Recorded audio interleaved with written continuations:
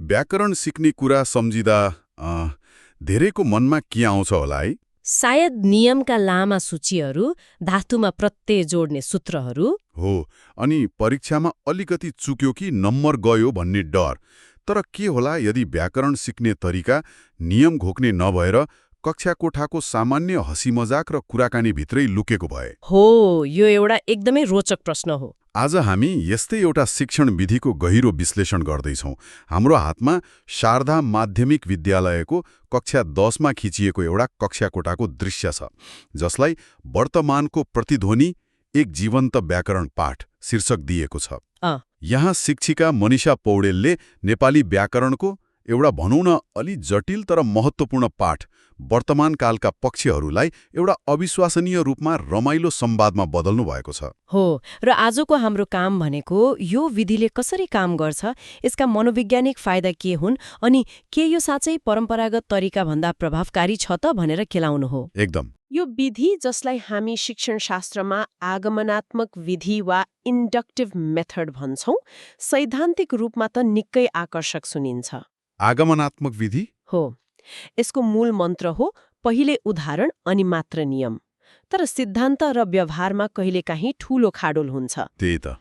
आजको हाम्रो विश्लेषणको केन्द्रमा यही प्रश्न हुनेछ, के यो विधि एउटा वास्तविक हल्लाखल्ला हुने नेपाली कक्षा कोठामा साँच्चै काम गर्छ त? ल, हेरौँ न त यो पाठ कसरी सुरु हुन्छ। पाठ सुरु नै अनौठो तरिकाले हुन्छ। कसरी? शिक्षिका मनिषा कक्षामा ल आज हामी वर्तमानकाल पढ्छौँ भन्दै प्रवेश गर्नुहुन्न। उहाँ त ल गफ गरौँ न त भन्ने शैलीमा आउनुहुन्छ र सोध्नुहुन्छ, हाम्रो कृष्णले विद्यालयमा सधैँ गर्ने एउटा काम के हो? कस्तो रमाइलो प्रश्न! यसले त तुरन्तै विद्यार्थीहरूको ध्यान खिच्छ होला। हो नि। अनि त्यहाँबाट सुरु हुन्छ रमाइलो संवाद। एकजना विद्यार्थी सज्जन हाँस्दै उठेर भन्छन्, मिस कृष्णले सधैँ खाजा चोर्छ।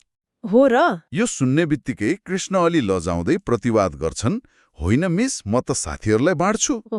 कुराकानी त्यतिमै रोकिँदैन। सन्ध्याले थप्छिन्, अनि सुशान चाहिँ सधैँ ढिलो आउँछ। अनि सुशान? सुशान पनि कम छैनन्। उनले चलाखीपूर्वक जवाफ दिन्छन्, म ढिलो आउँदिन मिस, स्कुल नै चाँडो खुल्छ। वाह, पुरै कक्षामा हाँसोको फोहरा छुट्यो होला। व्याकरणको कक्षा जस्तो त पक्कै लागिरहेको थिएन। बिल्कुल थिएन। यहाँ एकछिन रोकौँ न। यो सामान्य हँसी मजाक जस्तो देखिए पनि शिक्षणको दृष्टिकोणले यहाँ धेरै गहिरो काम भइरहेको छ। कसरी? शिक्षिकाले सामान्य वर्तमानकालले बानी, नियमित कार्य र शाश्वत सत्यलाई जनाउँछ भनेर परिभाषा लेखाइरहनु भएको छैन। हो, त्यो त हो। उहाँले विद्यार्थीहरूलाई उनीहरूकै जीवनको एउटा बानी वा नियमित कार्यको उदाहरण दिन लगाउनुभयो। कृष्णको खाजा चोर्ने बानी, सुशानको ढिलो आउने बानी, यी सबै जीवन्त उदाहरण हुन् नि। पहिलो गफमा व्यस्त छन् जस्तो देखिन्छ। हो, एकदमै सान्दर्भिक प्रश्न। कतै मुख्य पाठ नै छुट्ने डर हुँदैन र? यही नै शिक्षकको कुशलताको परीक्षण हुन्छ। रमाइलो गफलाई सिकाइमा जोड्ने पुल। शिक्षिका मनिषाले त्यही गर्नुहुन्छ। उहाँले बोर्डमा विद्यार्थीले भनेका क्रियापदहरू टिप्नुहुन्छ। चोर्छ, बाँड्छु, आउँछ, अनि उहाँले जवाफ दिनुहुन्न, बरु प्रश्न सोध्नुहुन्छ। कस्तो प्रश्न? यी सबै शब्दले कस्ता कामलाई जनाइरहेका छन्? के यी कामहरू अहिले भइरहेका छन्, कि सकिए, कि सधैँ भइरहन्छन्? विद्यार्थीलाई नै सोच्न लगाउने। ठ्याक्कै। अनि विद्यार्थीहरू आफै छलफल गरेर निष्कर्षमा पुग्छन्, ओहो, यी त सधैँ हुने कुरा, बानी बेहोरा रहेछन्, यहाँ ज्ञान बाहिरबाट थोपरिएको छैन। उनीहरूको आफ्नै अनुभवबाट निकालिएको छ। हो, मस्तिष्कले नियमभन्दा अनुभवलाई छिटो र स्थायी रूपमा ग्रहण गर्छ। त्यो नै यो विधिको मनोवैज्ञानिक शक्ति हो। भनेपछि कर्ता अनुसार क्रियाको पुच्छर फेरिन्छ भनेर घोक्नुभन्दा कृष्णले चोर्छ तर मैले बाँड्छु भनेर आफ्नै साथीको उदाहरणबाट सिक्दा त्यो सम्झना धेरै सजिलो भयो। एकदम। त्यो त मलाई पनि स्कुलमा त्यसरी नै सिक्न पाएको भए हुन्थ्यो जस्तो लाग्यो। ल, बानीको कुरा त भयो, तर भाषा त अहिले ठिक यही क्षणमा भइरहेका कुरा वर्णन गर्न पनि त चाहिन्छ नि। त्यो पक्षलाई शिक्षिकाले कसरी समेट्नुभयो? हो, उहाँले प्रसङ्गलाई सुन्दर तरिकाले मोड्नुहुन्छ। सधैँ हुने कामबाट अहिले भइरहेको काममा विद्यार्थीलाई लैजान। उहाँले एउटा सामान्य तर निकै प्रभावकारी उपाय अपनाउनुहुन्छ। उहाँ भन्नुहुन्छ, ल सबैजना एकछिन झ्यालेर हेरौँ त, ठिक अहिले के देखिन्छ? फेरि पनि नियम होइन, अवलोकन। हो, अवलोकन अनि विद्यार्थीहरू झ्याल बाहिर हेर्न थाल्छन्। सहनशीला भन्छन्, पर चौरमा गाईहरू चढ्दैछन्। विनिताले आकाशतिर हेर्दै भन्छन्, आकाशमा चराहरू उड्दैछन्। अनि कृष्णले फेरि अभिकै साथी सज्जनलाई जिस्काउने मौका छोड्दैनन्। कक्षातिर हेर्दै भन्छन्, अनि हाम्रो सज्जन चाहिँ सुस्तरी सुस्तरी सुन्तला खाँदैछ मिस।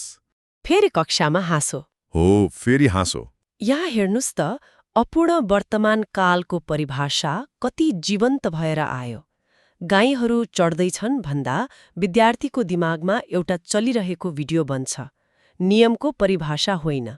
सही हो। शिक्षिकाले अहिले भइरहेको तर नसकिएको कामलाई अपूर्ण पक्ष भनिन्छ भनेर घोकाउन सक्नुहुन्थ्यो, तर त्यसको सट्टा उहाँले विद्यार्थीहरूलाई एउटा अपूर्ण काम प्रत्यक्ष देखाउनुभयो। यसले व्याकरणलाई किताबको पानाबाट निकालेर उनीहरूको आँखा अगाडिको वास्तविकता बनाइदियो। हो। अनि फेरि त्यो सज्जनको सुन्तलावाला ठट्टाले त झन् त्यसलाई अविस्मरणीय बनाइदियो होला है। त्यो भेरु गाई चढ्दैछ भन्ने अमूर्त उदाहरण भन्दा। आफ्नै साथीले सुन्तला खाँदै गरेको कुरा त विद्यार्थीले कहिले बिर्सिँदैनन् होला। बिल्कुल, त्यो व्यक्तिगत र हास्यपूर्ण सम्बन्धले सिकाइलाई बलियो बनाउँछ। हो। अझ रमाइलो त के छ भने, स्रोतमा उल्लेख भए अनुसार शिक्षिकाले सज्जनलाई सोध्नु पनि हुन्छ, हो र सज्जन, के तिमी अहिले सुन्तला खाँदैछौ? अनि सज्जनले के भन्छन्? सज्जनले मुख पुस्दै जवाफ दिन्छन्, अहमेस, म त हजुरलाई नै हेर्दैछु। कस्तो चलाक हो नि। यो संवादले खाँदैछ र हेर्दैछु दुवै क्रियापदलाई व्यवहारमा देखाइदियो।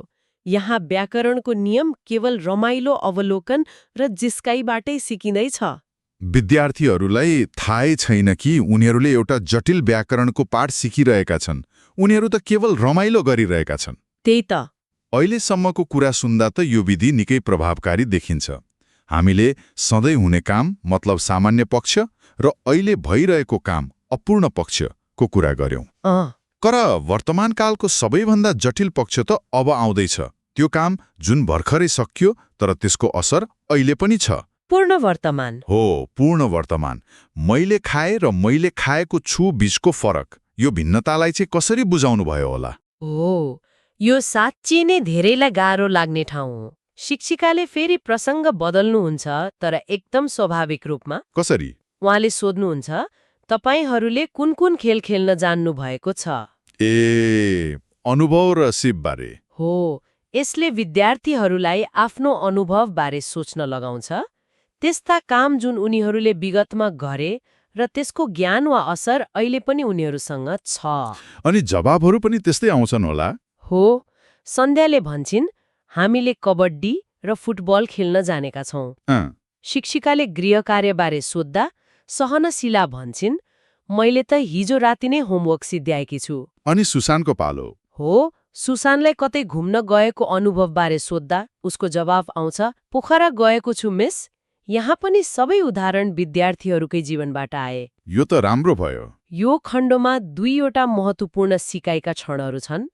पहिलो, सुसानले जाएको छु भन्नुको सट्टा गएको छु भन्छन्। जा धातुको अपवाद। हो, यो एउटा टिचेबल मोमेन्ट हो, अर्थात् सिकाउन सकिने अप्रत्याशित अवसर। एउटा परम्परागत शिक्षकले यसलाई गल्ती भनेर सच्याउन सक्थे। तर मनिषाले त्यसो गर्नुहुन्न। उहाँले यसलाई एउटा नियम पत्ता लगाउने अवसरको रूपमा प्रयोग गर्नुहुन्छ। उहाँले विद्यार्थीहरूलाई नै सोध्नुहुन्छ, यहाँ जा धातु किन ग भन्यो होला? यसले उनीहरूलाई भाषाको अनियमितताबारे सोच्न बाध्य बनाउँछ। नियम घोक्नुको सट्टा त्यसको कारण खोज्न लगाउँछ। सही हो।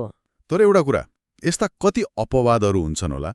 के यस्तो खोजविधिबाट पढाउँदा सबै अपवादहरू समेटिन्छन् वा कतै केही महत्त्वपूर्ण कुरा छुट्ने डर हुन्छ? यो विधिको एउटा सम्भावित चुनौती हो। तपाईले ठीक भन्नुभयो। यसले शिक्षकबाट निकै धेरै तयारी र तत्कालै निर्णय लिन सक्ने क्षमताको माग गर्छ। सबै अपवादहरू एउटै कक्षामा नआउन सक्छन्। तर यसको फाइदा के हो भने, जब कुनै अपवाद यसरी स्वाभाविक रूपमा आउँछ, त्यो विद्यार्थीको दिमागमा सधैँको लागि बस्छ। बाँकी अपवादहरूलाई पछि अभ्यासको क्रममा थप्न सकिन्छ। मुख्य कुरा त के हो भने, विद्यार्थीले भाषामा यस्ता अपवाद पनि हुँदा रहेछन् भन्ने कुरा आफै पत्ता लगाउँछन्। जुन रटेको भन्दा धेरै शक्तिशाली सिकाइ हो। एकदम। र त्यो दोस्रो महत्त्वपूर्ण क्षण, मैले खाएँ र मैले खाएको छु बीचको फरक, स्रोतमा यसको व्याख्या एकदमै रोचक छ है। हो, त्यो यो पाठको सायद सबैभन्दा उत्कृष्ट क्षण हो। शिक्षिकाले कक्षालाई सोध्नुहुन्छ, मैले भात खाएँ र मैले भात खाएको छु, यी दुई वाक्यमा के फरक छ? अनि धेरै बेरको मौनतापछि अघि सुन्तला खाएको आरोप लागेका सज्जनले जवाफ दिन्छन् र त्यो जवाफ कुनै व्याकरणको किताबभन्दा शक्तिशाली छ। के भन्छन् उनले? उनले भन्छन्, खाएँ भन्दा त पहिले खाइसकेको जस्तो मात्र सुनिन्छ मिस, तर खाएको छु भन्दा चाहिँ त्यसको असर अहिले पनि छ, मतलब अझै पेट भरिएकै छ भन्ने बुझिन्छ। वाह, पेट भरिएकै छ, यो एउटै वाक्यले। हो, यो एउटै वाक्यले पूर्ण वर्तमानको वर्तमानसँगको सान्दर्भिकता भन्ने जटिल अवधारणालाई कति सरल र जीवन्त बनाइदियो। बनायो नि। कुनै परिभाषाले यो भन्दा राम्रोसँग बुझाउन सक्दैन थियो होला। सक्दैन थियो। यसले के देखाउँछ भने विद्यार्थीहरूलाई व्याकरणको नियम थाहा नभए पनि उनीहरूले भाषाको त्यो भित्री तहलाई सहज रूपमा बुझेका हुँदा रहेछन्। ठ्याक्कै शिक्षिकाको काम त्यो भित्री बुझाइलाई बाहिर निकालेर त्यसलाई एउटा संरचना वा नाम दिनु मात्र हो। उहाँले ज्ञान निर्माण गरिरहनु भएको छैन। विद्यार्थीभित्रै भएको ज्ञानलाई उजागर गरिरहनु भएको छ। सज्जनको त्यो जवाफले यो विधिको सफलतालाई प्रमाणित गर्छ। त्यसो भए यहाँसम्म आइपुग्दा विद्यार्थीहरूले तीनवटै पक्षका उदाहरणहरू आफैले दिए, आफैले विश्लेषण गरे। अब के हुन्छ? के अब शिक्षिकाले ल अब सूत्र लेख भन्नुहुन्छ? यो सबै रमाइलो त भयो, तर परीक्षामा त विद्यार्थीले सूत्र नै लेख्नुपर्छ, नियम नै जान्नुपर्छ नि। हो, यो सबैभन्दा महत्त्वपूर्ण प्रश्न हो। कि यो विधिले उनीहरूलाई परीक्षाको लागि तयार गर्छ कि खालि रमाइलोमा मात्रै सीमित हुन्छ? यो विधिको अन्तिम चरणले यसको जवाफ दिन्छ। अब शिक्षिकाले अहिलेसम्मका सबै उदाहरण वाक्यहरूलाई कृष्ण चोड्छ, गाई चढ्दैछन्, सुसान गएको छ, बोर्डमा 3 समूहमा लेख्नुहुन्छ। अनि उहाँले भन्नुहुन्छ, ल अब तपाईहरू आफै व्याकरणविद बन्नुहोस्। यी 3 समूहका वाक्यको बनावट हेरेर यिनीहरूको सूत्र पत्ता लगाउनुहोस्। भनेपछि नियम दिने होइन, विद्यार्थीलाई नै नियम बनाउन लगाउने। यो त भूमिका नै उल्टो भयो। हो, उल्टो भयो। अनि के विद्यार्थीहरूले साँच्चै सक्छन् त? स्रोत अनुसार उनीहरूले सक्छन् र गर्छन् पनि। कृष्ण जस्तो विद्यार्थीले निष्कर्ष निकाल्छ, ओहो मिस, यसको मतलब त कर्ता फेरिएपछि क्रियापदको पुच्छर पनि फेरिदो रहेछ। सब्जेक्ट वर्ब एग्रिमेन्टको नियम आफै पत्ता लगायो। हो, उसले म पढ्छु र सीता पढ्छे जस्ता उदाहरणबाट यो कुरा बुझ्छ। अनि विनिताले अर्को विश्लेषण गर्छिन्, पढ्दैछ र पढेको छमा त दै र एकोले नै काम भइरहेको वा सकिएको छुट्याउने रहेछ। वाह, यो नै यो विधिको सबैभन्दा शक्तिशाली पक्ष हो। विद्यार्थीहरू नियमहरू कण्ठ गर्नुको सट्टा आफै निर्माण गर्छन्। उनीहरू दर्शक होइनन्, उनीहरू आफै खोजकर्ता हुन्। उनीहरू आफै व्याकरणविद बने। हो, उनीहरू छलफल गरेर सामान्य, अपूर्ण र पूर्ण वर्तमानकालका सूत्रहरू बनाउँछन्।